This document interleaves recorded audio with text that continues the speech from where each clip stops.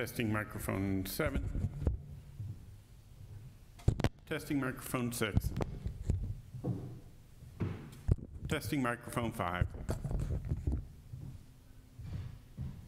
Testing microphone 4. Testing microphone 3. Testing microphone 2.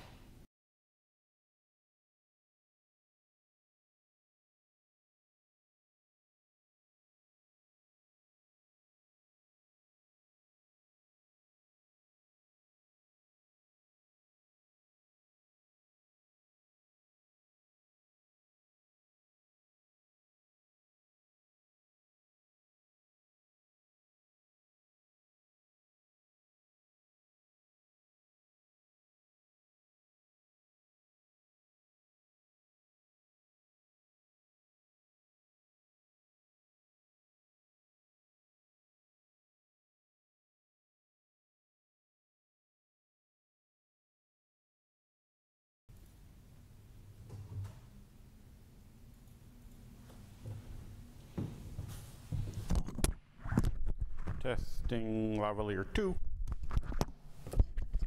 Testing lavalier 1.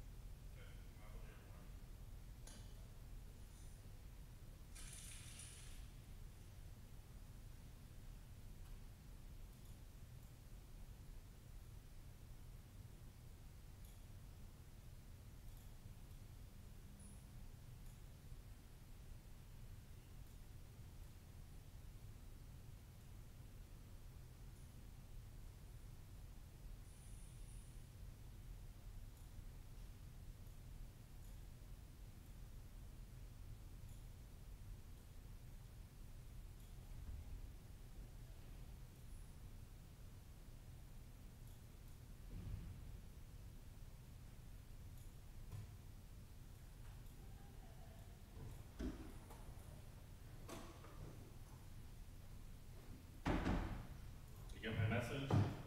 Yeah. I responded. I didn't see the response. It says red. Oh, wow. Line? You didn't read it? I did not read it. The window's open, so maybe it thinks I'm reading it. All right. Do you need anything else? You want me to put those bags, Yeah, if you don't mind taking those. put them in the closet?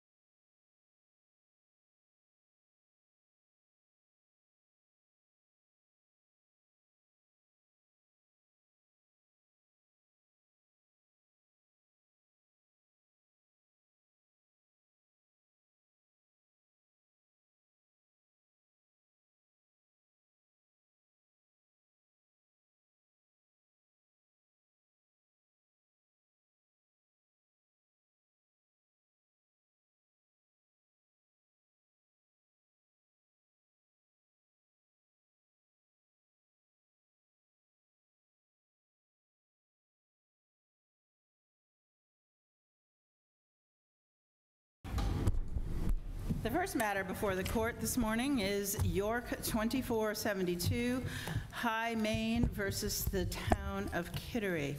I see counsel are here. What I'm going to ask is that you introduce yourselves by saying your names for the record, together with the party you represent, starting with the appellant. Good morning, Your Honors. Zach Brandwine for Appellant High Main, LLC. Good morning, Your Honors. Cameron Ferrante for the appellee, Town of Kittery. Thank you. Good morning, Steve Langsdorff with Town of Kittery. It's my understanding that Mr. Ferrante will be arguing. Is that correct? Thank you. We are being recorded both by video and orally. I believe we're also being streamed on the web. If you are ready to proceed, Mr. Brandwine, we'd be happy to hear your arguments.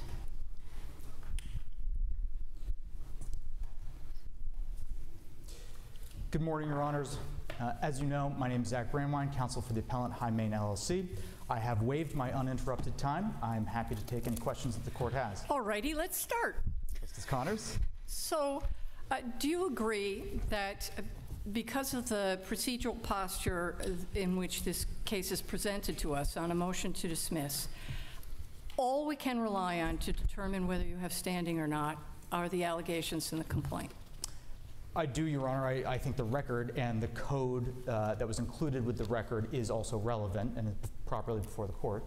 Well, all we can do in a motion to dismiss is view liberally, in most favorable to you, and construe generously, but we have to look only at the allegations to see if you have standing based on those allegations in the complaint. As to the facts, Your Honor, yes. Okay. So where in the complaint allegations does it indicate that your client is qualified and would be able to have a license? Your Honor, If everybody ahead of you got disqualified, where does it say you are qualified to get the license? Your Honor, the complaint doesn't speak to High Main's qualifications to obtain the license. What it does speak to, as you'll see in complaint paragraph 8, which is appendix page 10, is that High Main submitted a pre-application. Included with that pre-application were a number of requirements imposed by Town Code section 511(9)(c), which included payment of a pre-application None of this fee. is in the complaint. All that is in the complaint in paragraph 8 says you filed an application. I agree, Your Honor. In appendix pages 40 and 41, those are portions of the code upon which the court can rely in this appeal. Those include the requirements that were included with the pre-application when High Main submitted But it. there's no factual allegation that you meet those requirements. I don't believe that's relevant to determine standing in this appeal, Your Honor. What's relevant is High Main submitted a pre-application. Isn't that what would separate you, though, from other members of the public in terms of the injury? What separates High Main from other members of the public, Your Honor, is that it is on the wait list. It submitted a pre-application. Members of the public that did not submit a pre-application and are not on the wait list would not have standing to challenge the town's regulatory actions in the administration of the wait list. Is being on the waiting list, is that a protected property right or personal right? All you have to do is file an application and you're on the waiting list, right? Well, it's not just an app. It's respectfully, Your Honor, it's not just an application. It includes a number of requirements. As I mentioned, the fee. It includes the requirement to submit right title and interest to the premises at which the business is to operate, and it includes a requirement that the pre-applicant demonstrate that it has submitted an application to the State Office of Cannabis Policy. But any member of the public can go ahead and file the application with the fee and the other materials, right? But any member of the public did not do that. And I suggest that any member of the public can't just do that. That requires an investment of time, energy, and resources, which are demonstrated by the code section that lays out those requirements. The definitive factual issue in this case that gives rise to standing is the wait list and the pre-application that pre-applicants are required to submit to be on the wait list. So he gets standing just by filing the pre-application? Well, this case is distinguishable from other land use cases where an applicant just fills out a one-page form, right, which is a common thing in land use matters. This is not that. Pre-applicants in this case are required to adhere to a pretty rigorous regulatory scheme imposed by the town, which includes the expenditure of time, energy, and money to put forth a pre-application and secure position on the And wait list. that gives them standing for any mistakes that may occur down the road in the application process. It does, Your Honor. Absent standing in this case to members of the wait list, the town would be free to make mistakes without the possibility of review in the administration of the wait list and the regulations. Standing requires injury. What is your injury here? The injury to High Main is the diminution in value of its position on the wait list by virtue of an unqualified applicant being selected when it should not have. But how does the wait list work? Once you're put on the wait list, are you put in order? You are, Your Honor. And where does your client stand? In I that don't order? think that's relevant, Your Honor. Well, it's relevant if there's 18 other people ahead of you. I disagree, Your Honor. The harm here to any member of the wait list, but in this case my client, is that it's forced to now wait behind an applicant that should not have been qualified, that should not have been approved. But you didn't ever allege that you were qualified and you should have been approved if they get to you. Well, again, I don't know that that's relevant. The code requires that a pre-applicant submit this application. It undergoes review by the town manager to determine completeness, and only if the application is complete and appropriate is it placed on the wait list. That is what happened here. But is there an injury if you're the 100th company or applicant on that list versus being the first applicant on that list? Absolutely. I don't think it matters whether you're the first runner-up or you're at the very bottom of the list. We don't deny standing to tort victims who've suffered $1 worth of personal injury damage. We don't deny standing to breach of contract plaintiffs. The difference is that $1 worth of injury in a tort action is actual injury, and here what we're talking about is standing. But it is, but the question before the court is, if I may narrow it down a little bit, is whether High Main has suffered a particularized injury. And our contention is that it has, because it has invested time, energy, and money in submitting this pre-application, which requires a lengthy list of conditions. Well, it's supposed to be direct and concrete injury, and if you're 259th on the list, is that a direct and concrete injury? It certainly is, Your Honor. You are forced to wait that much longer behind. But isn't there a point at which it's impossible, essentially? If you're 259th, you're just never going to get it. I don't believe that's true. Even if there are diminishingly small chances that you'll ever be selected from the wait list, the point is that the pre-applicants in my client have expended time, energy, and money, submitted a pre-application, secured their position on the wait list. The harm here is the diminution in value and the degradation in the relative ranking on the wait list. But what if, getting back to Justice Connor's question, what if there's a fatal flaw in the pre-application? There's something in there, you can fill in the blank, that makes it impossible. This organization will never get the license.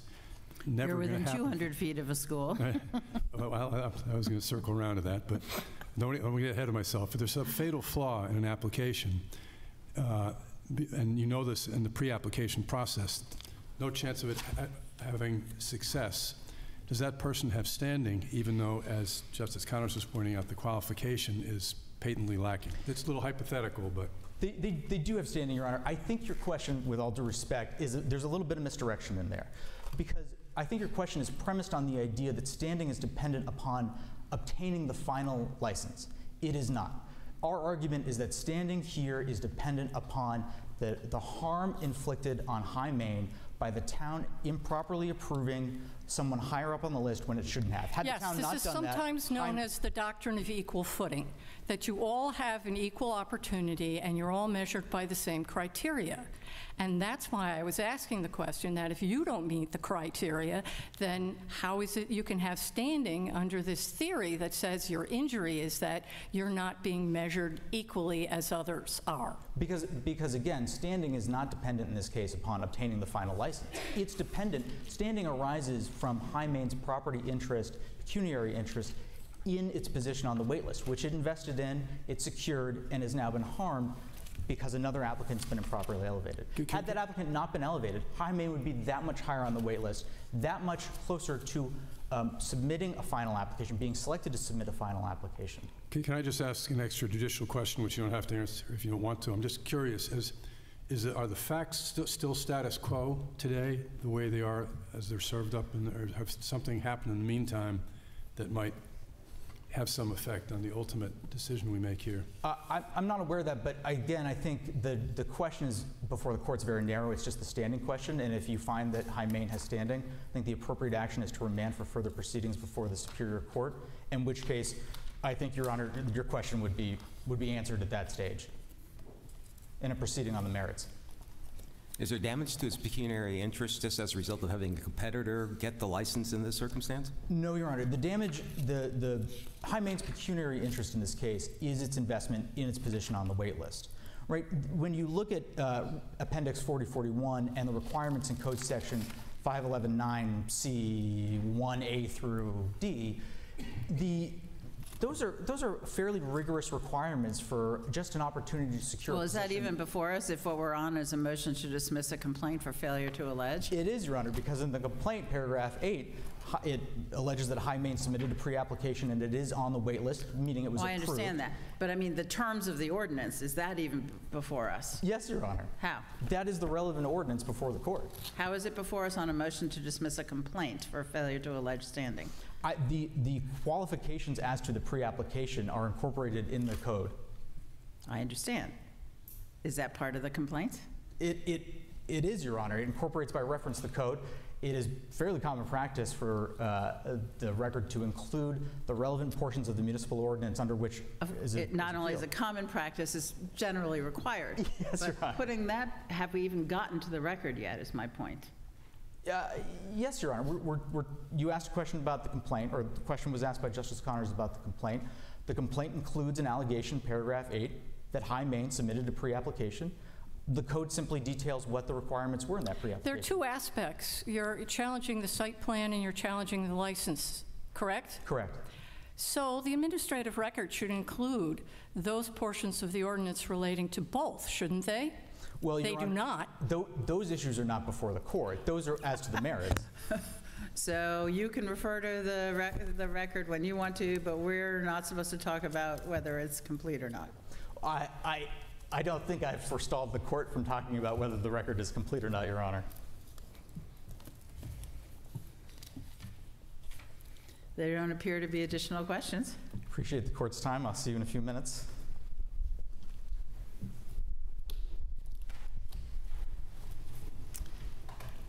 Counsel? Good morning. May it please the court, again, I'm Cameron Ferrante for the appellee, Town of Kittery. So, as the court's heard, this matters about the waitlist process in the Town of Kittery that's used to issue marijuana licenses. That waitlist and being on that waitlist doesn't entitle you to being selected to apply for a license or to receive a license. All it is an administrative mechanism that's designed to avoid the chaos that comes with a first come, first serve process. Here, High Main's essentially asking the court to infer standing based on alleged injuries to its prospective business interests and investment in the pre-application process.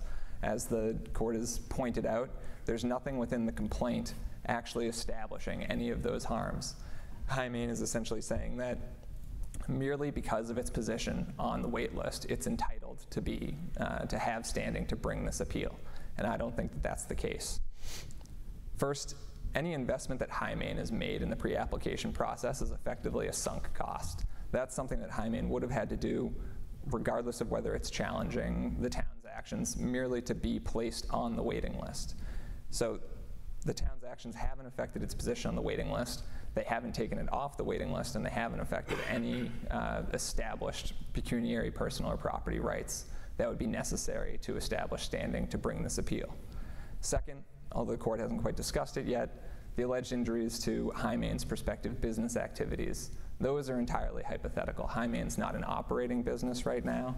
The town's actions haven't prohibited marijuana businesses in town or done anything else that's comparable to the existing case law surrounding sort of a generalized standing for extant businesses challenging town actions.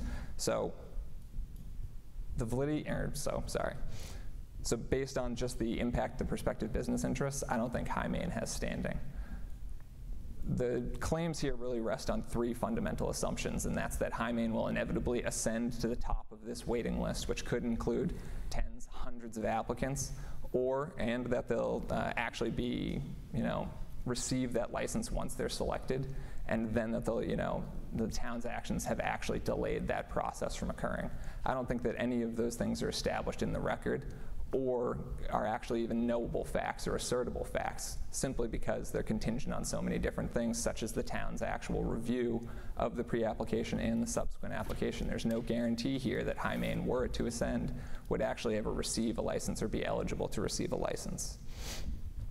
Additionally, although not quite discussed here, it's asserted in High Main's briefing that if the court were to determine that it did not have standing here, that nobody listed on the wait list would have standing or be able to contest any of the town's actions, and that's simply untrue. Standing is unique to the appellant. Anyone on the wait list could come forward and establish, based on their own facts and their own complaint, that they've suffered a particularized injury and are therefore... How? These other people who are on the waiting list? So I don't believe that High Main's entitled to any of the sort of context. We're looking only at the allegations in the complaint. We are looking only at the allegations in the complaint, so those individuals could come forward and establish that they've suffered a particularized injury by making the necessary assertions within their complaint. What necessary assertions? Such as a reasonable expectation of obtaining a license or being selected from the wait list. And how would they do that? What facts would they include in their complaint? Well, I like to think of this case sort of in terms of the court's jurisprudence around abutters standing. So the court's held that, abutters have a minimal standing threshold because they're so closely proximate. So you're saying essentially if they say that they're number 1 on the wait list, that might have standing. If you're number 10, maybe not so much? I think that that's exactly right, Your Honor. I think that if they have in the Fitzgerald versus Baxter State Park case, we didn't look at how many other people used Baxter State Park. We didn't look at how often Fitzgerald went to Baxter State Park. Why does it matter how many other people are on the waiting list or what High Main's position on the waiting list is if their ability to advance has been impaired?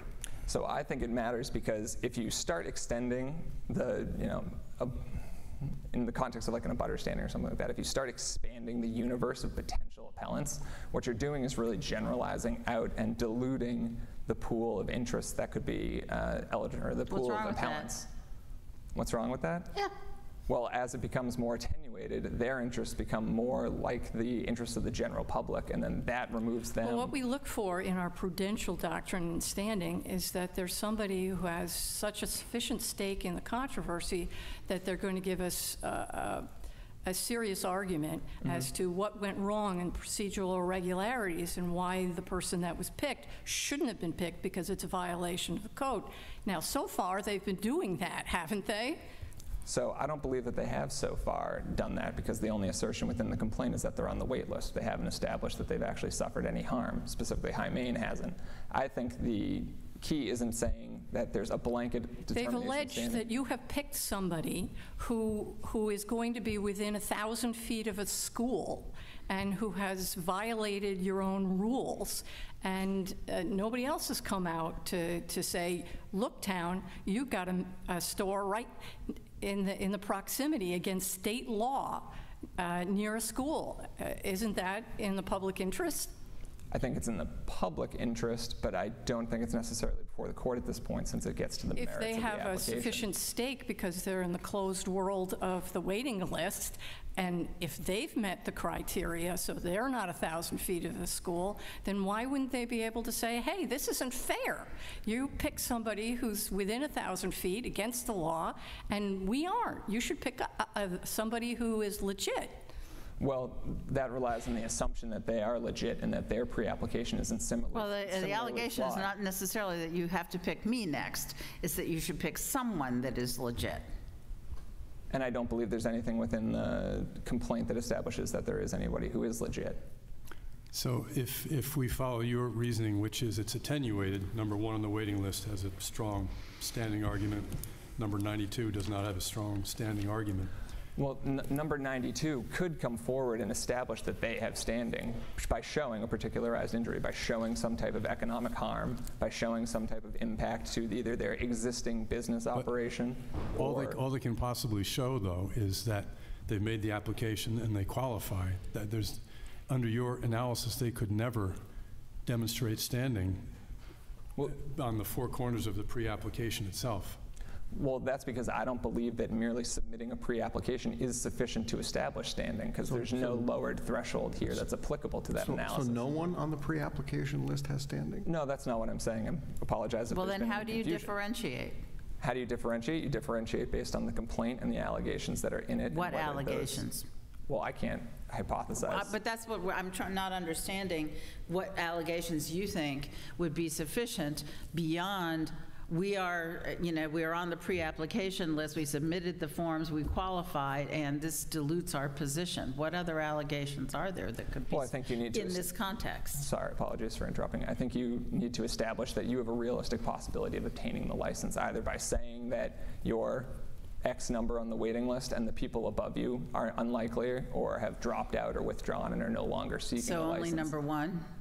So number one, I think, would be comparable to an abutter and would have a lower standing threshold. But I think as you get further down that list, you need to increase the burden Well, do on we that change the appellant. standing threshold, or are we just saying that the injury is more attenuated? Are we changing the threshold? I don't think you're changing the standing. Well, I think you're applying two standing thresholds, as the court does in the context of an abutter. You know, an abutter has a minimal threshold. All they have to do is make a reasonable assertion of a harm. Here, they're not, what would be considered an abutter. Really, they're just in the neighborhood, so they would have to come forward and demonstrate that High Main has suffered some type of particularized injury to its personal property or But pecuniary. in the land use cases, obviously the abutter gets a free ride, they're right contiguous to the property that's being addressed.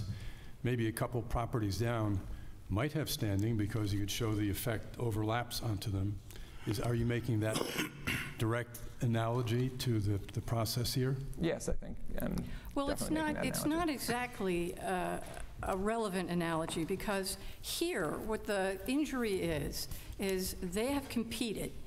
They say, we are if they put in the right allegations, we're following the rules, we follow the ordinance, these guys didn't, and we are not competing on an equal footing with those guys because the procedure was warped. And doesn't anybody who has been participating in that procedure, and that's not the whole world, it's not the public, it's everybody who's been in good faith proceeding to compete for that, don't they have standing? I would think that they could establish standing, but I don't think that the complaint that's being presented here establishes that standing. Okay, so are you saying the only provision that's missing here is a provision that says that they would have been qualified had they been chosen? I think there needs to be something to that effect. I think the So complaint if right that now were is the only thing that was missing, then everybody who fairly competed, who were qualified, has the ability to say, and those guys didn't meet the qualifications, and so they have standing to contest it? I think, again, I'm not trying to say that nobody on the wait list has standing. I'm trying to say that being on the wait list gives you a reasonable basis for then coming forward and demonstrating that you have standing.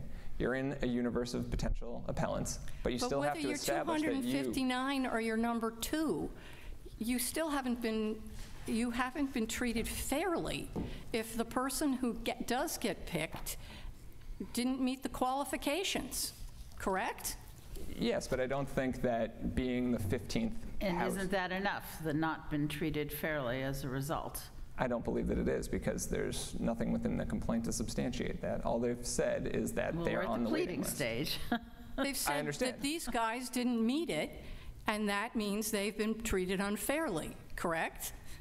I don't think we can say that they've been treated unfairly, because we aren't at the merits phase yet. We aren't in the Well, that's We the aren't point of in a procedural litigation. posture. That's the point of the litigation, isn't it? To the extent that they filed a complaint suggesting that the basis of their harm is that there's been an award to someone who hasn't followed the rules, and in fact is being issued a permit that's illegal under the town's ordinances. Isn't that enough?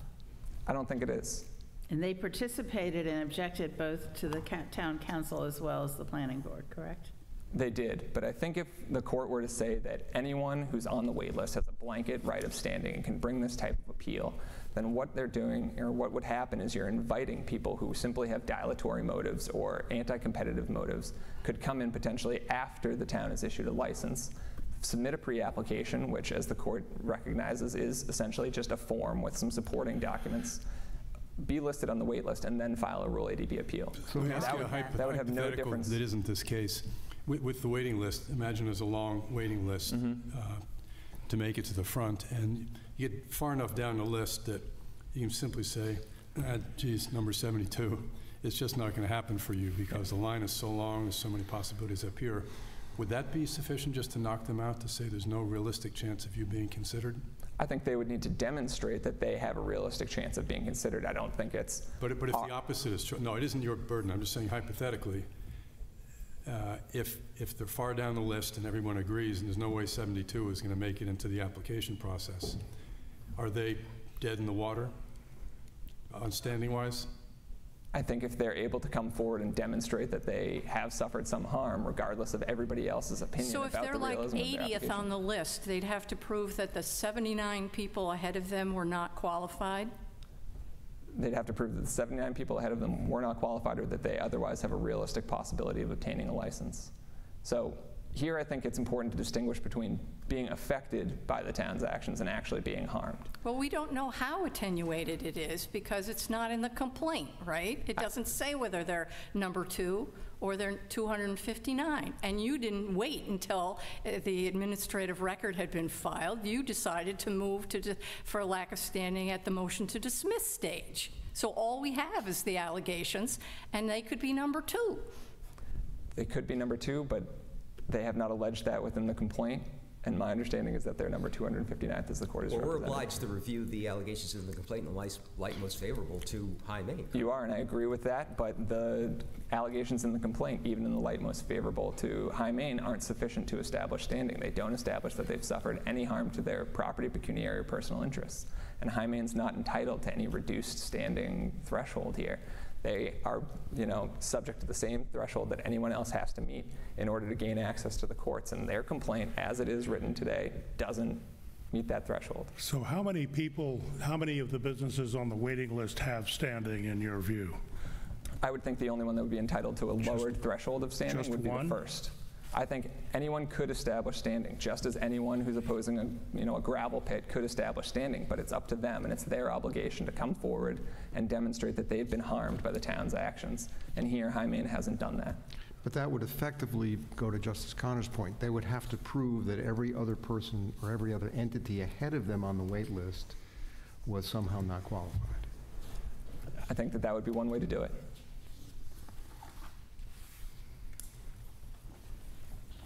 There So, don't with seem that- to be additional questions. Thank you. Thank you.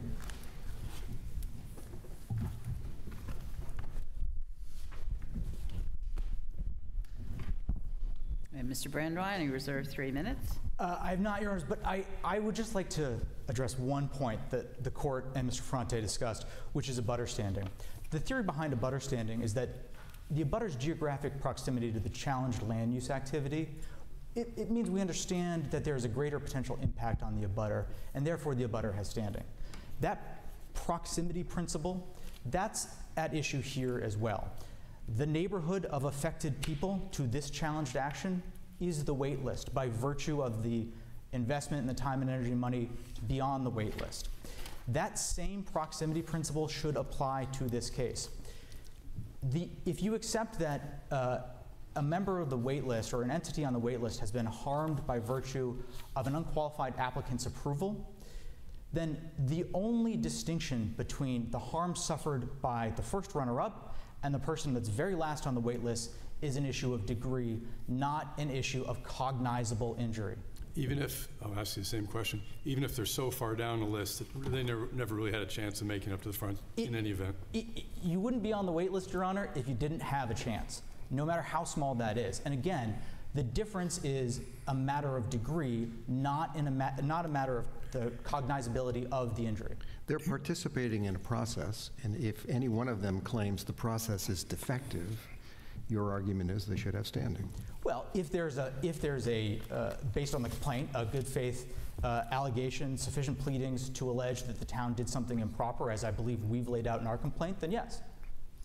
Do you agree that if you prevail in this case, In other words, if we agree that your client does have standing, and you can prove that the license to GTF should not have been issued, do you agree the only relief you could obtain is to move one place up on the waiting list? I do agree with that. Okay. And I think that is sufficient. That is a sufficient injury, being forced to wait behind an improperly approved applicant for who knows how long. So if we accept your principle of law, anyone who, we'll say, bids on a government contract, despite the fact that they probably wouldn't have gotten it in the first place, any bidder can challenge the decision by the governmental entity that was not them. Standing, as this court has noted, is very context specific, and I think what matters in this case, again, is the rigorous pre-application that had to be filed here, that High Main did file to secure its position. That may not be the case in other instances where there is a wait list and parties secure their position on wait list through submission of some sort of pre-application.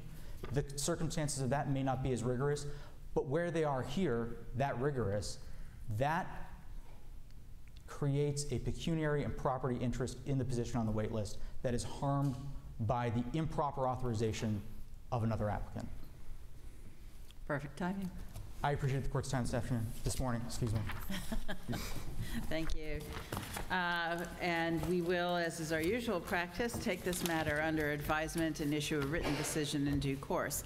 It is also my understanding, Mr. Ferrante, that this is your first argument in front of this court.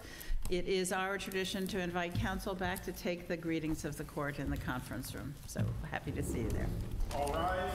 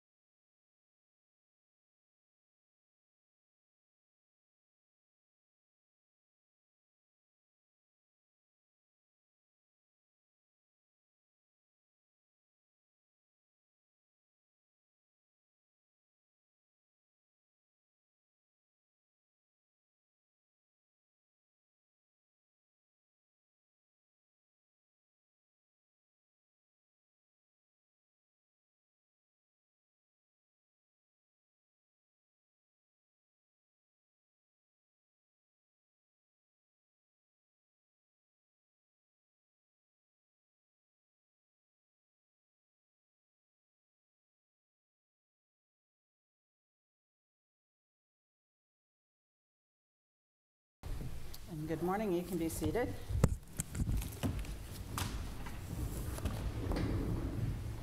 And the matter before the court, if I can get up, is Slager versus Bell. This is BCD 2459.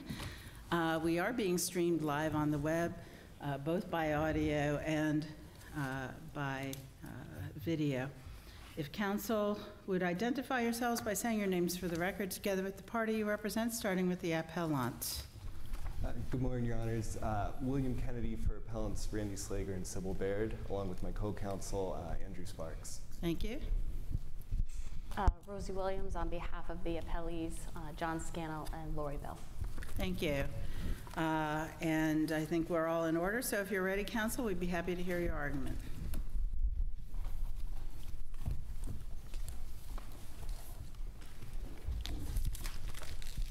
May it please the court. This appeal concerns a large, defective retaining wall that holds back thousands of pounds of earth, including a raised patio. It's inches from my client's boundary line and feet from the residence. The trial court correctly determined that this wall, Wall A11, is a nuisance due to the safety risk that it poses as a result of its location, size, known construction defects, suspected but unconfirmed construction defects, and the lack of a required engineer-approved design for construction of the wall. None of what I just said is disputed. Where the trial court went astray in its judgment was in its remedy to abate this nuisance. Rather than eliminate it by ordering the wall removed, the court imposed a monitoring regime in which an engineer selected by the appellees would come out once a year to evaluate the wall. The trial court's judgment offers no basis or explanation for how this once-a-year monitoring regime would effectively abate the nuisance. In fact, the court's own judgment demonstrates it will not, as it correctly recognized that due to a host of unknowns about Wall A11's construction, it could fail suddenly, without warning, and catastrophically. The reasons there are so many unknowns about the construction of Wall A11 is that it was improperly built without any design whatsoever, and the appellees made a strategic decision to object to each and every inspection request made and each and every test sought. This includes strenuous objections made to entirely non-destructive testing, including use of radar and electronic locators that would have simply been placed against the exterior of Wall A11 to assess the presence or absence of iron pins and rebar.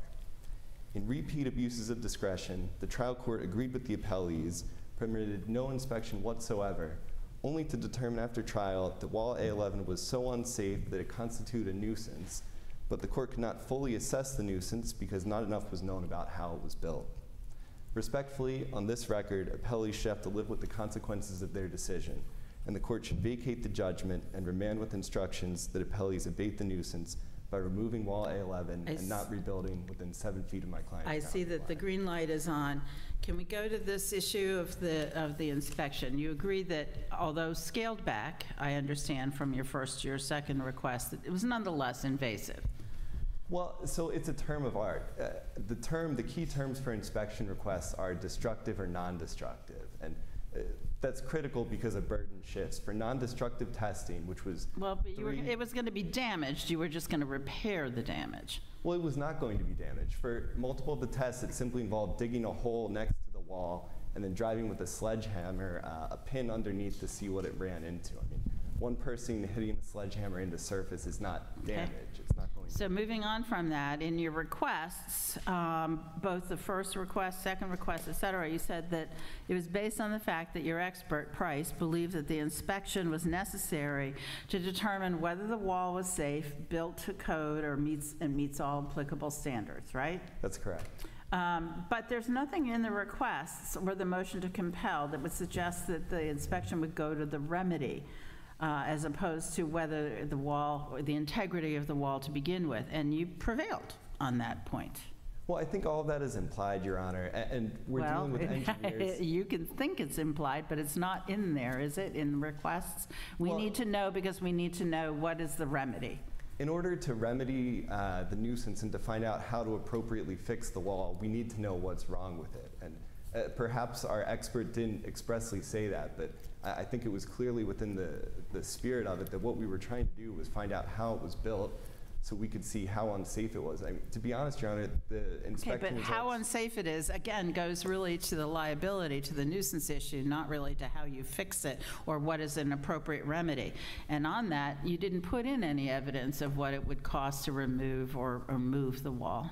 Well, I think we may be talking about a different issue, Your Honor. And so for the injunctive relief we sought, which was to have the wall removed, certainly the burden on the appellees is a factor in it. And we put forward evidence that showed that this wall was just one part of a much larger project. Did you put in, I understand it was part of a larger project, and it was a big project, but did you put in evidence as to what it would cost or what would be entailed in moving the wall and reconstructing all of that? So we didn't expressly touch on that, but there's certainly evidence from which a fact finder could infer that. And frankly, for the Well, it's not injunctive necessarily a percentage, is it, the way that you suggested? Well, a lot of the difficulty here is that there are a number of unknowns. I mean, one construction company may make a different quote, but what we know here is I understand, but isn't it you're the one that was asking for an injunction? Isn't it your burden to show that you're entitled to the injunction, and part of that, for the injunction that you sought, would be the burden on the defendants? Well, we demonstrated that burden, and we showed that this was just a small part of a construction. We gave cost estimates that showed approximately what it cost to build it.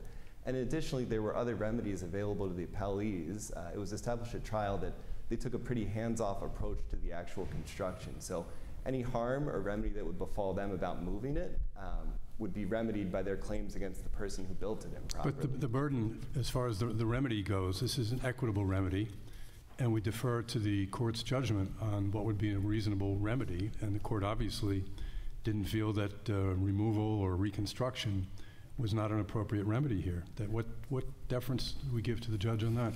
So the key problem here is that the remedy that the court came up with was a once-a-year monitoring program, and there is nothing in the court's judgment that supports that as an effective remedy. What we're left with is an unsafe Well, there's also wall. nothing in the record that requires that the wall be removed. I think the court, drawing the implications, I think the court's point was, well, it's been there for 4 years, no sign of anything going wrong so far. It's not going to be a cataclysmic event in all likelihood. We'll take a look at it, and if anything's going wrong, then you have you front-loaded a remedy. Respectfully, Your Honor, that kind of common sense assertion that the wall appears fine, it's been safe, so it's okay, that was expressly disputed by our expert, and the trial court did not agree with that. In no part of the judgment did it say, well, the wall stood for a few years, so it's safe. I mean, that just was not established. What was established was that it could fall suddenly and without warning at virtually any time. I mean, this is just a ticking time bomb, which the court acknowledged. Well, nobody is left said in ticking place. time bomb. I think the engineer said, well, it's based upon what I know about how they put it together. It could fail. There's a, what do you say, it's a quantum of possibility that it may fail at some point down the road in the future.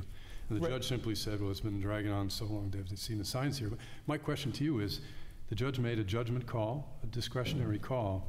You need to convince us that that call he made was unreasonable. So I think there are two aspects to it. The first is that given the record before the court and given the court's own findings that it was dangerous and that it could fall, and we can't predict when because we don't know how it was built, we do contend it was an abuse of discretion to put in a monitoring regime created out of whole cloth. Even So before you're arguing abuse of discretion there. And even before that, Your Honor, the abuses of discretion in denying us access to inspect the wall. I wanted to ask you about that also. As you know, intrusions into another person's real property, invasive intrusions, are something that the law is cautious about, and it requires the judge to make any part of an order that required to protect the party or person from undue burden. And the court here, various judges made a decision that the burden of digging, removing, and altering the land was an undue burden. Again, that's a judgment call, discretionary call. How is that an abuse of discretion? Well, Your Honor, I don't think the court actually found it was an undue burden on appellees. I think the problem with the court's inspection orders was that it misconceived the law. Nowhere in the orders is there any of the required balancing or consideration of whether the test is destructive or non-destructive, whether some tests should go forward but some should not. I mean, the whole purpose of our rules of procedure and the federal case law that we cited, and even the appellee cited, bears it out. We're trying to find out the truth of the matter. how was this wall built? How unsafe is it? And respectfully, for the burden on the appellees, this is a wall that the trial court found could not have been built without trespassing onto our property. So What's the fundamental issue here in terms of whether it was structurally sound, whether the wall was resting on ledge or not? So I will do my best here because I'm not an engineer, but as I understand Let me just cut to the chase here, because if that is the issue, wasn't there evidence in the record, maybe even from your own expert, that said it was not ledge bearing or bearing on ledge? Correct. The trial court's judgment found that it was partially not bearing on ledge. I mean, the answer of what we don't know, I mean, we are concerned that inspection will reveal that it's built even worse than we think it is. Some of the key components, like iron pins that secure the footing of the wall into the surface below, we don't know what depth they are. The court found that they likely were not sufficient, but we don't know how insufficient. The court found that likely the wrong adhesive was used, but we don't know how little or what adhesive was used. And all of these things to an engineer matter greatly, and they but how would factor you in. determine that? Wouldn't you have to excavate the entire patio in order to see the other side of the wall? So the testing we proposed in the third inspection request, 3 of them were non-destructive.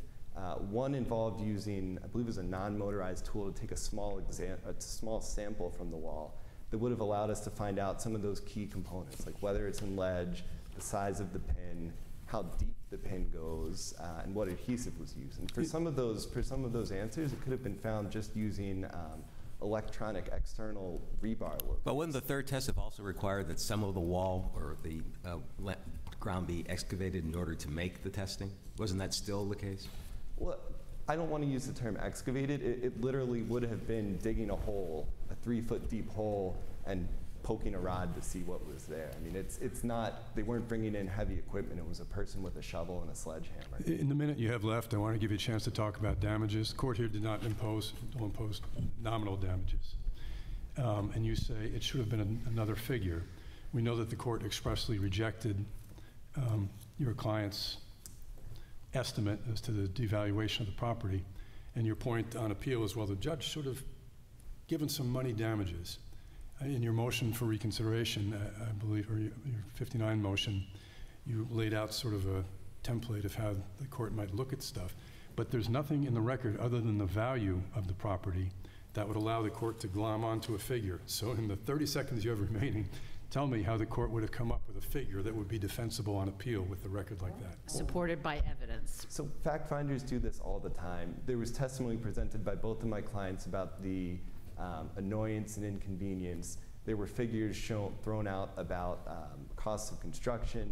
There was diminution in value. There's no dispute about the value of the properties, and there was no real dispute about the diminution. Certainly the court did not agree with Mr. Slager about his estimate, but the fact finder has an obligation to exercise that discretion and come up with a number. What the trial court did, which we contend was erroneous, was that it just found insufficient evidence. It certainly could have, but did not say that I've considered the evidence before me and I find the damages are only nominal. That's a completely different thing from what the court did.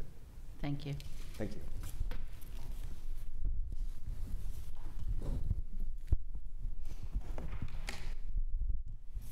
I don't have a pocket for my things, so I have to carry it around, so if I drop it. understand. Believe me, I actually do understand. Right. Okay, may it please the court, Rosie Williams on behalf of the appellees, Slager and Bell. I have not reserved any of the time because I'm here to answer any of the questions that you might have from the briefs that have already been submitted. But I would like to just start the opportunity to put forward some important points on this case. Well, if you're willing to have us jump in, I think I'll go ahead and take advantage of that.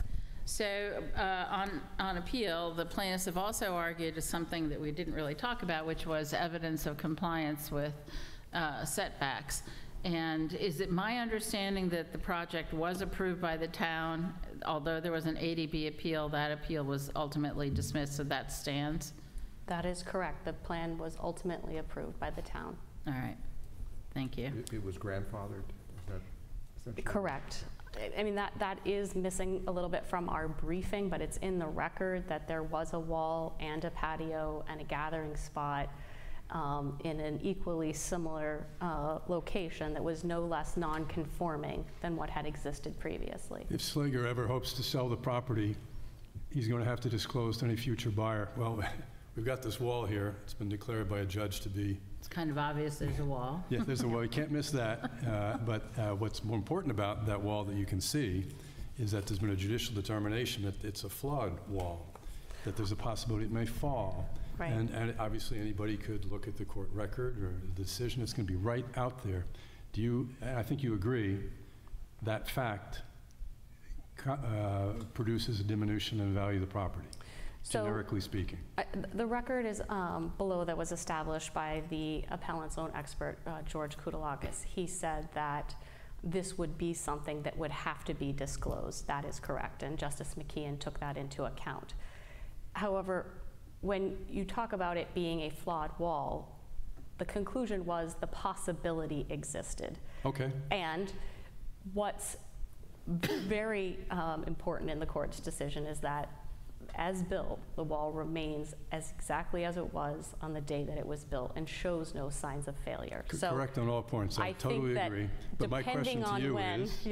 depending on when you have that sale of the property, the concern that's related to that nuisance decreases with time, and that's one of the things that is going to be proved out by Justice McKeon's decision to say we're going to have a very long period of monitoring. Okay, so your answer to my question is yes, there is a diminution of value. And that diminution of value will decrease with time the longer the wall stands and the more winters it survives. And the judge here just gave nominal damages, just kind of said, well, it is diminution of value, but I'm not going to give you any money for that. So, and that's one of the concerns I kind of wanted to address with the court. You have a prevailing party with the appellants who have proved that there's a safety nuisance with the wall, and yet they walk away with a monitoring program and very nominal damages. And I think that the court doesn't have to be concerned with those nominal damages because the opportunity existed for the appellants to enter that evidence into the record, and it did not. The appellants testified. We're here to have the court provide the remedy. We're looking to the court to come up with a remedy. Well, they did put in evidence. I mean, the court said it didn't find it persuasive, but they did put in evidence of the amount of the diminution of value. Correct. And so the appellant, Mr. Slager, testified to that about what he thought that was, and the court found it unpersuasive. And so, but having found that there's a diminution in value, does the court then have to go the next step and assess that, even though it didn't find it may have found the number by Mr. Slager inflated, but doesn't the court have to assess something beyond nominal damages, having made the affirmative finding that there is a diminution? I do not believe that they do, and the appellants took the opportunity to actually exclude that evaluation of what that could be from their own expert. That was not asked of Mr. Koutaloukis at the trial. They pitched a methodology in their motion, their Rule 59 motion, about taking the value of this, the value of that, and the cost of all the rest of the things. Your comments on that methodology? I would say that the suggestion that that's what the trial court was obligated to do after it had sat through the evidence and looked at what was put in evidence is going a step too far. Justice McKeon was not required to essentially create out of whole cloth, I'm going to take the total value of the project, I'm going to divide it by 15, I'm going to evaluate that as 1/15 the cost of the project. I mean, that is speculative, meets the definition of speculative in every way, because it also includes old numbers that are from years before. It doesn't include the time and the energy and the disruption for both parties, actually.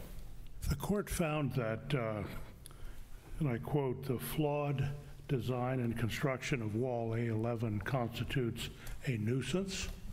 Do you see a contradiction between that finding and the denial of testing to determine just how flawed the construction of this wall was?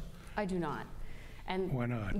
The reason why there is no contradiction there is because the evaluation that was done by both Justice Murphy twice and Justice McKeon was a balancing of the interests when you were taking into account somebody's real property with a neighbor's right to know. And the court very clearly struggles with this in the third request, asking for whether there should be an inspection. And Justice McKeon is saying, tell me how discovery has changed the analysis that was already previously done by Justice Murphy. And in that evaluation, he is very clearly going through the machinations of what should be, how important should the neighbor's right to know be in order to allow such an invasive, destructive testing on somebody's property. The way that the appellants want to argue is that there should be some scientific certainty associated with the inspection and testing. Justice McKeon was tasked with whether this was a nuisance, whether the potential for a failure was a nuisance. So I think you have two different standards. The appellants want to apply some scientific certainty to what's wrong with the wall. And in the Justice McKeon's determination, he's saying the potential that the neighbor who has the potential for a failure on a wall, that could constitute a nuisance. The degree of flawed or defect, is of a different kind of evaluation. The court obviously, or maybe implicitly, reviewed the undue burden issue regarding discovery here. Yeah. And implicitly found it really was an undue burden to do what the third proposal was to accomplish there. But we know that simply involves digging a hole down to the base of the wall and then pounding in some iron rods to see when it hits ledge. That just off the top of one's head doesn't seem to be a terribly undue burden. It could be done in a day, probably remediated in a day. I don't think the... I was going to say, what do they need to do to convince us that the court's finding that there's no undue burden was an abuse of discretion? I think that the characterization of the testing and inspection that was offered at various stages, whether that was destructive or non-destructive is kind of, it's not really fully hashed out. However, when Justice McKeon is weighing these issues in the third oral, the hearing that we had, the oral hearing that we had, he is saying, so the destruction itself would be digging a trench or some sort along the wall. So we're doing excavation. So it would, and then he goes on page 10, this is the appendix, page 50 and 51. Then he goes on to say, so it would be breaking in, requiring breaking into the footing, because we also have to drill in to see the quality and amount of epoxy. It's not just to whether there is ledge underneath the wall. And counsel at the time says it depends on what's underneath. If it's ledge, then he goes on to say you'd have to essentially drill into the footing. So it's much more invasive and destructive and concerning, given the fact that the appellants are making the position that this wall is so unstable it's going to explode onto his yard. But if it wasn't unstable then, it's going to be unstable now that you trench it out, dig into it, and crack the footing and drill into it. So given that factual background, your position then is that the judge's balancing the undue burden was within the realm of reasonableness? Very much so. You suggested a while ago that to the extent that the wall continues to stand, the risk of it failing, at least I believe you said the risk of it failing in the future would seem to decrease. Is that consistent with where Justice McKeon came out? He just suggested that the risk is going to remain uncertain, did he not? Yes, I think the idea was, though, we're going to establish a monitoring program for a very long amount of time. Counsel suggested, well, we're going to have this year monitoring program, and that's the extent of it. It's more than that. We're going to have a yearly monitoring program, not just 1 year. It's going to go, I believe it's for 11 years. Each year we're going to have an engineer evaluate it, and that the appellees are required to accept the recommendation of the engineer following that report. And so one of the takeaways from that is that there is a sunset on the monitoring program because, a rational thought would be the longer it stands, the more likely it is to stand, because there's no signs of failure, no signs of cracking, no signs of bulging, all of the concerns that were addressed below. I want to press you a little bit on that. Sure. Is there anything in the record that supports that conclusion? Because entropy generally works the other way. Okay. Our expert, Thad, testified that, and I recognize that the court looked at what Mr. Price had to say in evaluating whether there was a nuisance. But our expert also testified, you have to work back. Mr. Price testified for all the reasons why the wall wasn't safe and wasn't working. And yet, when Thad testified, he said you have to start from the analysis of how is the wall working if we take all of Mr. Price's concerns into consideration. So the fact that the wall is working and the reality of that is an important concept that our expert testified to below. Right. Well, this building is standing today and has stood for many years. That doesn't mean it's not going to fall into disrepair tomorrow or 10 years from now. No, but if you had a monitoring program of someone who was going around looking at the mortar, looking at the foundation, the indicia of failure would probably present itself in a way that a monitoring program would alleviate the risk or of a future failure. But also, if you take into account whatever the recommendation is to ameliorate that, then The court recognized it could be a sudden and catastrophic failure. It did. There was that potential. I was just about to ask that question. If there was a sudden catastrophic failure, what are the remedy? What are Slager's remedies at that point? Property damage, trespass. I'm going to ask what may be a really stupid question. Could any of this have been done from Mr. Slager's property? Any of this testing, this determination whether the wall was resting on a ledge? Well, I think when you're talking about real property, the uniqueness of that property comes into play. David Price did do boreholes at different locations on Mr. Slager's side of the property line. The undulation of the ledge at the location is just as you expect on the coast of Maine. It changes within feet. So, he did do a series of drill holes to see if it was resting on ledge, but that changed. And what was determined? Standing here today, I can't remember exactly the location, the number, and where in distance. I think that the photographs that were admitted as part of the record are probably more helpful than my recitation of what the experts found, but you do see ledge in the picture, and as the project goes, during construction, so it is there. If there aren't any other questions, I think that I've addressed most of the issues that I had hoped to point out. Thank you. Thank you.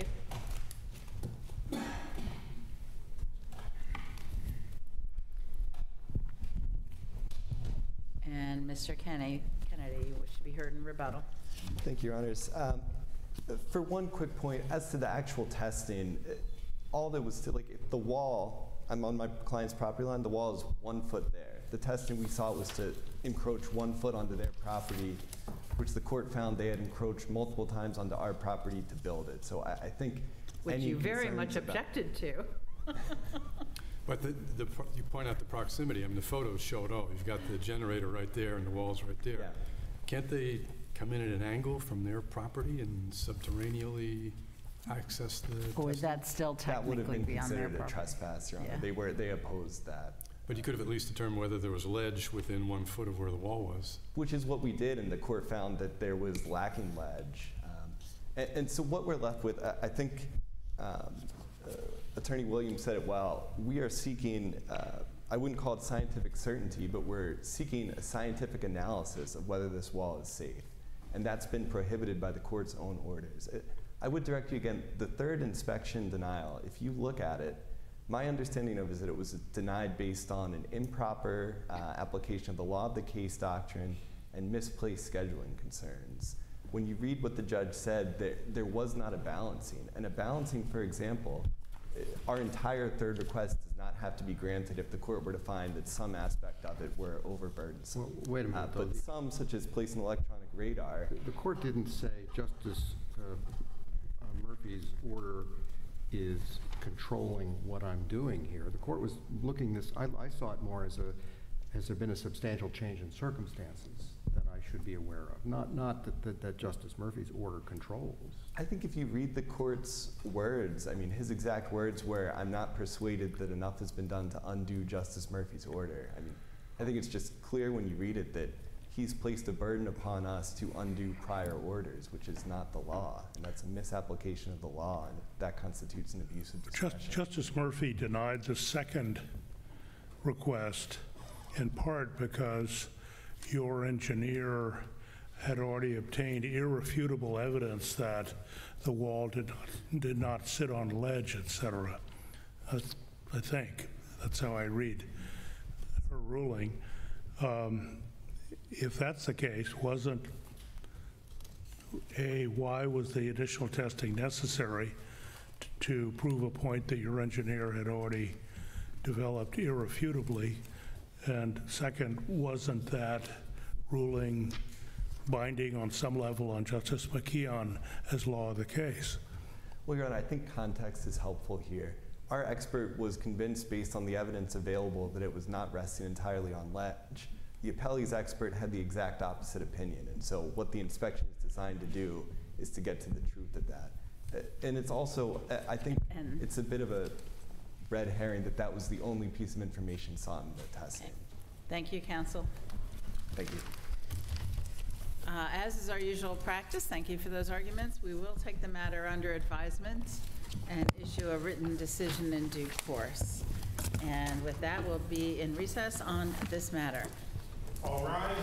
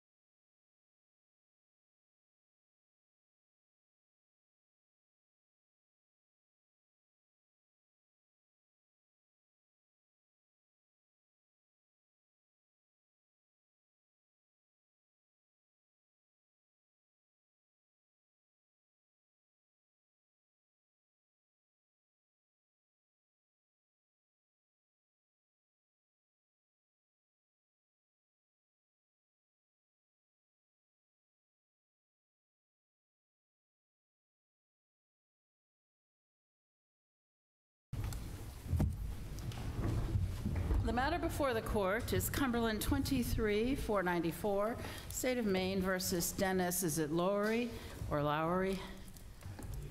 Okay, thank you. And we are being streamed live on the web, both audio and visual these days. Council appear to be ready, and Mr. Pratt, if you're more comfortable remaining seated, that's okay. Appreciate it. I don't think I can make an argument sitting down. I get you. I understand. If you would start by introducing yourself together with the party you represent. Jeremy Pratt on behalf of the appellant, Dennis Lowry, and I apologize for my voice as well. I'll try to keep it up as loud as I can. You're having a tough time these days. I'm having a bad couple weeks, so thank you for the indulgence. Well, you didn't reserve any time. So can we jump right in? Of course. Essentially, a lot of your arguments fall into the category of the discovery issues. I mean, with different remedies, motion for new trial, motion for discovery, et cetera. Yes. Can we take them individually, though? I mean, for somebody like Jamie Beals, not on the list, they didn't call, he's on the property, she is on the property report. Why is that a discovery violation? What does that violate? So I think the important... And why would you care if they call them and establish a better chain of custody? Well, I think that the reason that constitutes a discovery violation is on September 12th, which was the day before trial, Jamie Beals' name appeared on a laboratory case chain of custody reports which hadn't been previously disclosed. And when you're preparing for trial, you're trying to see the individual pieces of a puzzle. I thought that was on the property report from the police station that had, not the lab, but There were two separate reports with Jamie Beals' name on it. Okay. One was a property report from the police station, but also there was one on the laboratory report. And this is referenced in the motion to dismiss for discovery violations by trial counsel. That's also in the appendix. But the important part of that being so late, that disclosure, is trial counsel is trying to look at the individual puzzle pieces, but also the entire puzzle simultaneously. And so when you're dealing with a case where there's been a photo array where the alleged victim doesn't identify the defendant, and this case largely comes down to laboratory testing, you need to make sure that all the testing was done correctly and that the state can paint all of the individual pieces in order to get that evidence admitted. So But isn't it to your advantage if they can't? It is, unless if that information comes in less than 24 hours before trial. So months in advance, when there's settlement conferences, when there's talking to your client about how to proceed in making strategic choices, and you say to them, well, maybe the state is missing pieces. Well, I understand. So is the problem with Jamie Beals, I guess I'm still trying to understand what that, so they didn't call this person as a witness.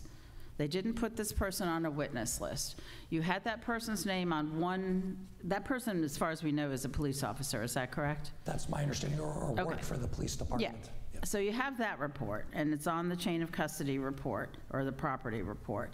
And then you're saying that right before trial, the name reappears on the lab to do something else? A laboratory case chain of custody reports. Okay, but it's the same chain of custody, isn't it? Arguably. Okay. What rule of discovery was violated? So if I could just, I think that the difficulty here, and I think that the way that the state would like to point it out, and I think what the court is sort of inclined to do, is look at each violation individually. While we've been arguing from the beginning, it's the cumulative effect. Okay, but you're assuming there's a violation. I'm still trying to understand what's the violation. That report hadn't been previously provided about what happened in the laboratory, who touched what. Okay, so what you're saying is that there was a late laboratory report that was provided that noted Jamie Beals? Yes, from September 12th, the day before trial. And is that a different report than the one that had Emma Hewitt on it? If I could have 1 second. That was also part of that same report. Okay. Her name appeared on it. And her name also first appeared in the laboratory bench notes from the tech. So that was a double violation. But I understand. Okay. And she wasn't listed, and then they called her, and after they had told the defense specifically they were not going to call her, and then 18 hours before they called I understand. her. Okay. And with regard to Emily Hilton, the SANE nurse, we've probably, while this was, the appeal here was pending, we decided in State versus Green that there's nothing in the discovery rules absent a motion that would require a CV to be provided. Well, there was a discovery request which included... Motion, I said. I understand that. But that was pre that decision, so... I understand. Do you agree that Green kind of takes care of that issue? I think it takes care of it going forward. I think that there's some question of whether or not it retroactively applies of what the state's obligation was in this particular Well, it's not, case. retroactivity would be if there were a change in the law, but there's nothing in the automatic discovery that requires the provision of a CV, is that right? I would concede that, yes. Okay. All right, so does it really come down to the overall fairness of Emma Hewitt, really, and then getting the lab report, the notes that you didn't have, the bench notes that you didn't have, the calling Emma Hewitt late in the trial after it was indicated that she wouldn't be called? And also Betsy Chapman as well. Okay, so Betsy Chapman was on the property report, but she wasn't on the list until the day before trial? And she was originally not on a list, the original witness list, and that was amended right before jury selection. Okay, but there was no additional information that was supposed to have been supplied, was there? No, but the defense would have prepared as though she wasn't going to be a witness because she wasn't on the witness list at the time that it was due to be provided. Okay, thank you. If I move on to the commenting on the silence. Yes. Under Nobles, don't you have to invoke your right to silence before it's a constitutional issue? I understand how it could be a serious evidentiary issue because it doesn't seem very probative of guilt, but as a constitutional issue, don't you have to invoke? Well, we're asking the court to recognize that silence is an invocation because it defies any other common sense to say that sitting there silently when you're asking questions is not an invocation of the right to silence. Well, doesn't Burgess actually say that? It defies. So there is a split in the federal courts of whether or not silence is an invocation or not. But I mean, Burgess versus and Tompkins is is the U.S. Supreme Court, and basically the guy sat there pretty much silent for 3 hours, and the court said, well, he never invoked. Well, so what let me rephrase that. I'm asking for this court to recognize a state constitutional ground. Well, that's kind of waived. It wasn't really developed. But perhaps you should focus on the evidentiary lack of probativeness of guilt from that. I'm happy to do so. I mean, you I'll have a take it, whatever policeman judge. who is an authority figure saying, oh, that sounds strange. And we have, at least as to the Fourth Amendment, in Grover, we said it's not probative of guilt. And given that it is at least adjacent to a constitutional right, then isn't there a problem when prosecutors focus on this? I would certainly think so. I mean, an individual who is clearly struggling from mental illness, who wanted to remain silent, who may have been fearful of law enforcement, who I would say was invoking his right to remain silent by being silent. Irrespective of a racial card, police stopping a person of color.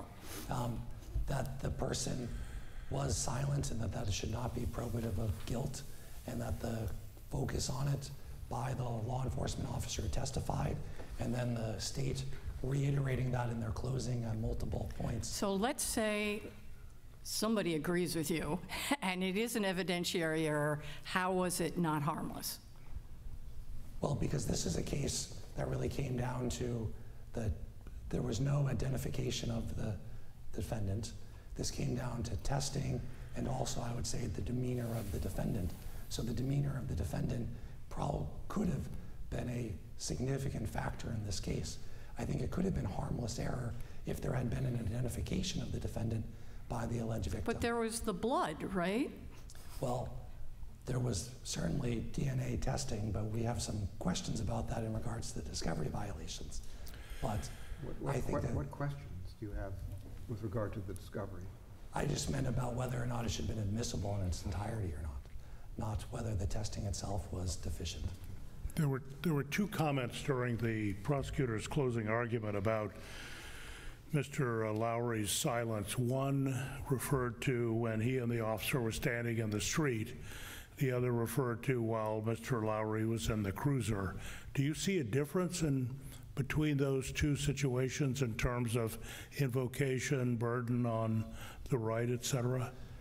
I wouldn't, because I would believe that he was in custody in both instances, even though initially law enforcement stressed that he was just being detained.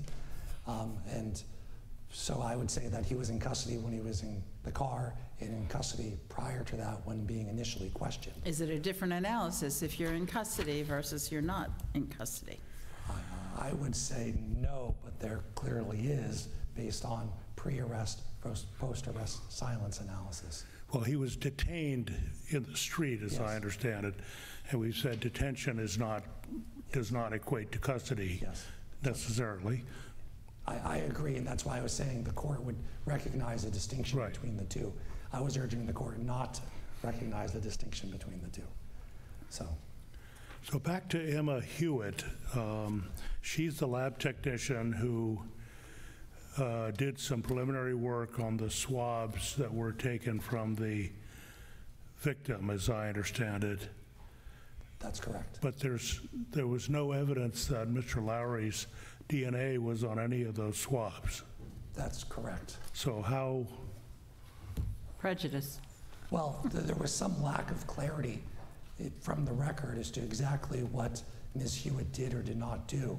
The primary person who did the testing said that they would allow the tech to do some testing, and then she came back and testified. Ms. Hewitt came back and testified later that she did X, Y, and Z. So when prepping for a trial, this defense did not know what role Ms. Hewitt played or did not play compared to the regular person. But don't you have to show us prejudice? I mean, in other words, what the role Hewitt had was in evidence that was not inculpatory. Well, the prejudice, I think, is what I was referring to earlier, which is the puzzle pieces in making strategic choices. When you were in trial and prepping for trial, there's only so much time in a day, and you have to make decisions on how you're going to allocate that time. So you are prepared thinking that this person does this person does that. The prejudice is 18 hours before a witness is called, suddenly being told, no, no, no, we're actually going to call this person, and this person actually did all of this testing that you had been under the presumption someone else did. So now your allocation of time has to be shifted from what you were preparing to do to prepare for a new witness with a new line of questioning. So strategy, time management, all of those things are prejudicial when they are taken away and the rules of procedure and providing discovery in a timely manner are not adhered to. Thank you. Thank you.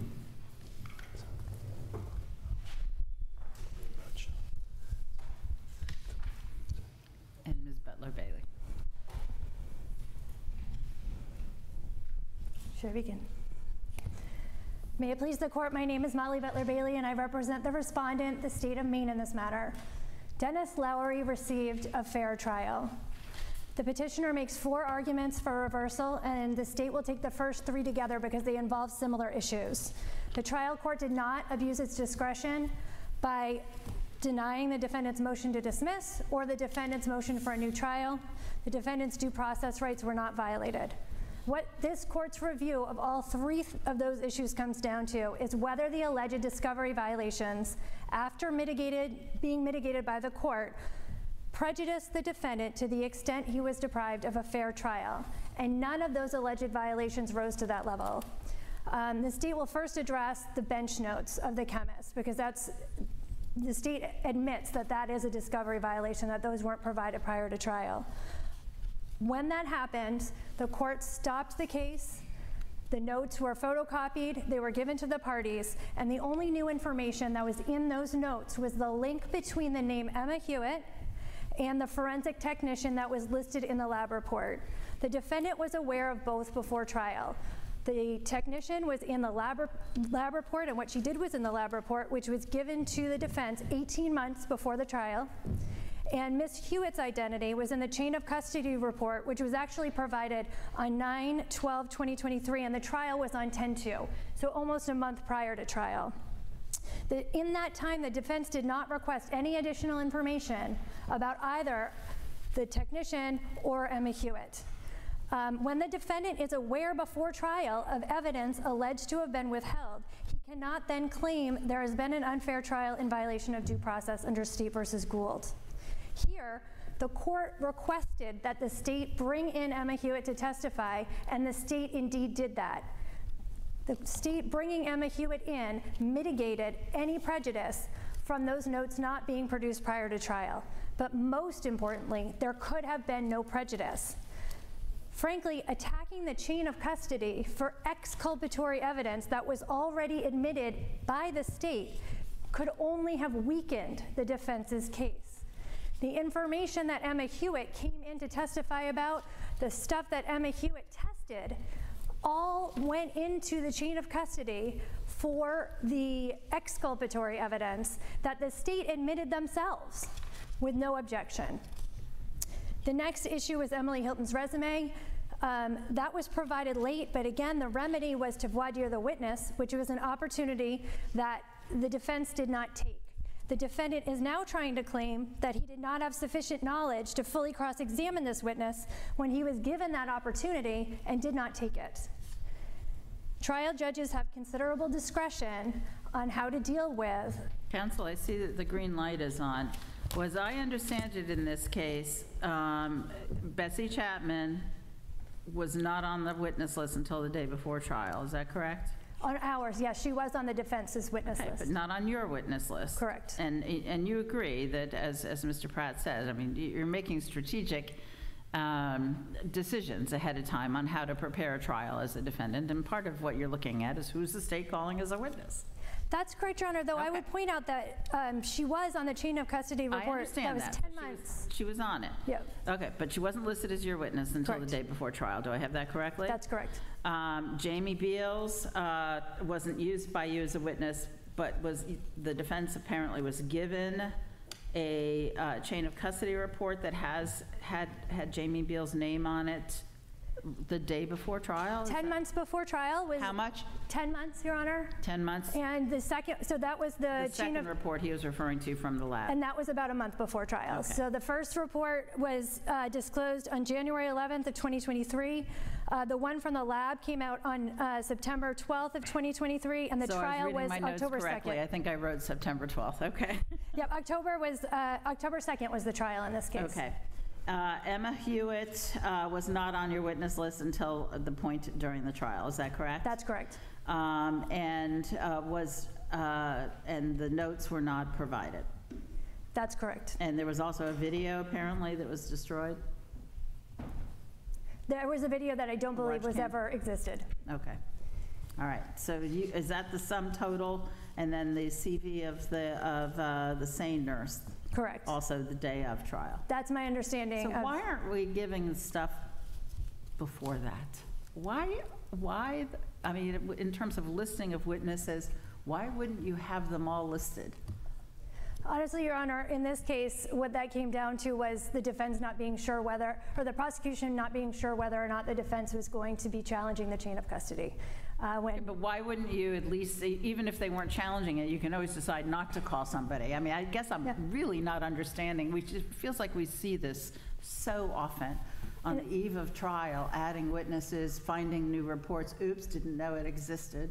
And I think that, in terms of Betsy Chapman, I think that would come down to a clerical error on the state's part. Should we be having a deadline for these? That it's a final deadline, that it is more sooner than, say, the day of or the day before trial? Maybe, Your Honor. Can I turn to the issue initially raised by Justice Connors, meaning a person's response to being detained or placed into custody? We seem to be, in viewing that as relevant, we seem to expect people to challenge the police in terms of detaining them, et cetera. Why isn't that Mr. Lowry's silence excludable, at least under Rule 403, if not 401? Well, the state would aver that it's consciousness of guilt. It shows consciousness of guilt that But he is was.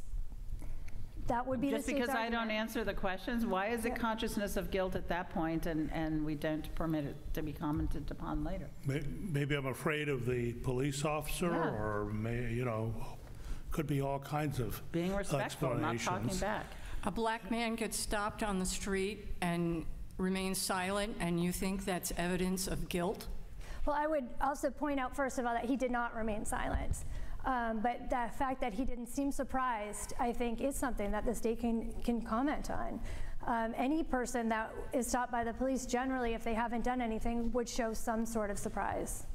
Well, I believe what happened was that the police said that it was strange that he remained silent. And then that was commented on by the prosecutor in closing. It wasn't that he remained silent. It was strange that he didn't seem surprised or answer any questions, I believe was the testimony. Okay, so not answering any questions may be silence. I apologize that he didn't ask any questions. He actually was not being interrogated at the time, which I think is why the Fifth Amendment does not apply So if you don't ask any questions and you're stopped, that's probative of guilt? I think it can be, depending on the situation. And is it appropriate to just have an officer's opinion that I think this is strange?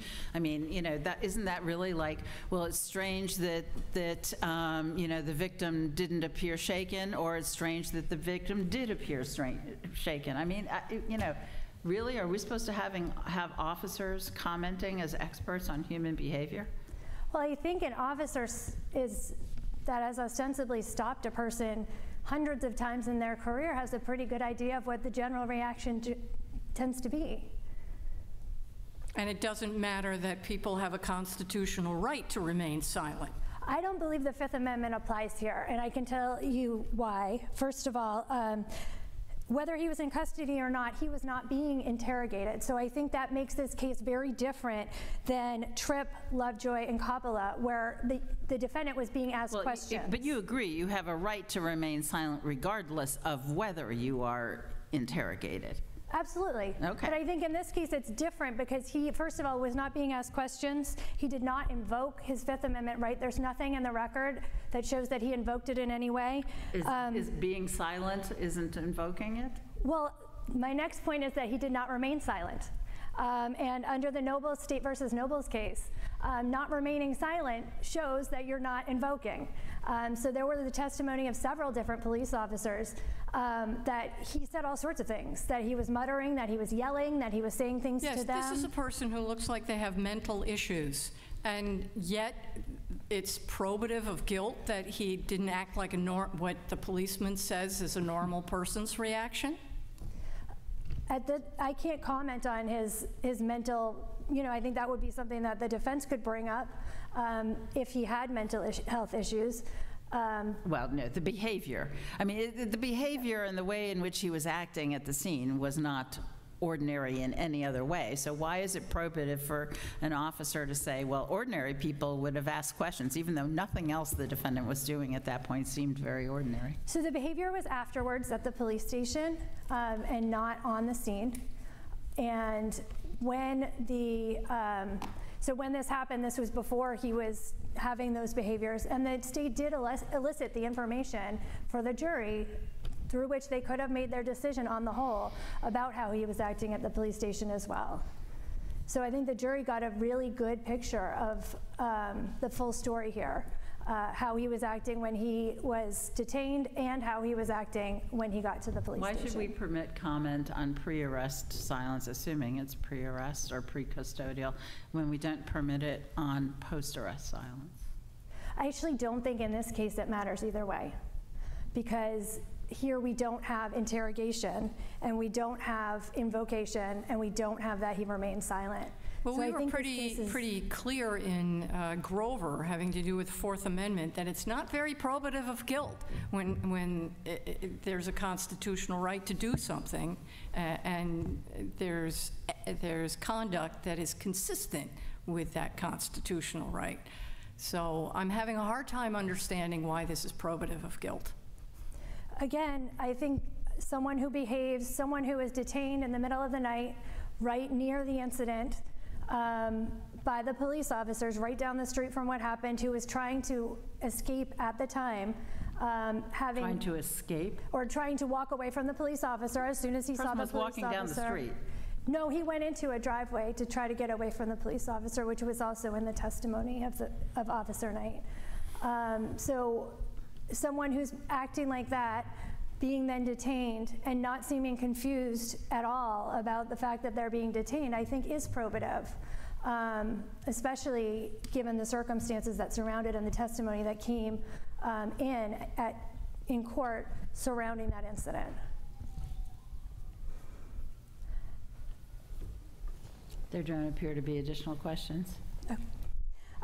So just to back up for a second, none of these alleged discovery violations add up to the kind of prejudice that would deprive the defendant of a fair trial when looking at the big picture in this case. The state called 18 witnesses. There was extensive victim testimony. There was testimony of a desk clerk. There was a 911 tape. There was video of him entering and exiting the hotel room, and there was DNA evidence from the victim's blood on his boxer shorts.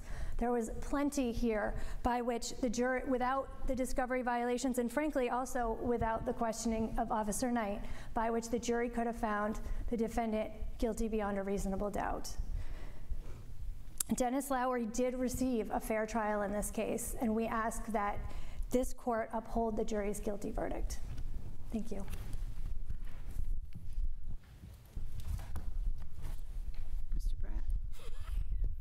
Jumped the gun before you said my name. I apologize. That's okay. You're allowed to jump the gun. I find people wait for me to say their names. First, I apologize for saying that the report on Jamie Beals was provided a day before trial. It was a month. That was inadvertent on my part. I apologize. The next thing is... I wrote down the correct date, so I don't know why. The chief asked the question of whether or not a final deadline should be set. Here's the foolishness of defense attorneys. We thought there was a final deadline, as outlined in the rules of criminal procedure, which says it's provided 14 days before a dispositional conference, pre-indictment, or at the time of arraignment. And this discovery violations have become... Well, but it also talks about after acquired being done later, so... Certainly, I mean, if there's new information, but none of this has been suggested that this was new information or acquired not by the state. The previous chief used to regularly ask, what would you like for a holding in the case? Obviously, our preference would be the cumulative effect of the discovery violations warrant this case to be reversed. Alternatively, we would like this court to make it clear that the rules of procedure, the shall, can be disregarded and are just aspirational. Because if discovery is epidemically being provided late, we are foolish enough to think that these rules are hard deadlines and expect actions by courts. And if there's no action being taken, we are incorrectly giving advice to our clients that discovery is complete. We are making strategic choices thinking discovery is complete. If discovery is never complete, and when new witnesses can be provided 18 hours before they testify in the midst of trial, just say the rules. They're just aspirational. Thank you. Thank you. Thank you, counsel, for your arguments. I see you have quite the peanut gallery over to the side. And as is our usual practice, we will be taking this matter under advisement, issuing a written decision in due course. With that, we will be in recess for the morning. All rise.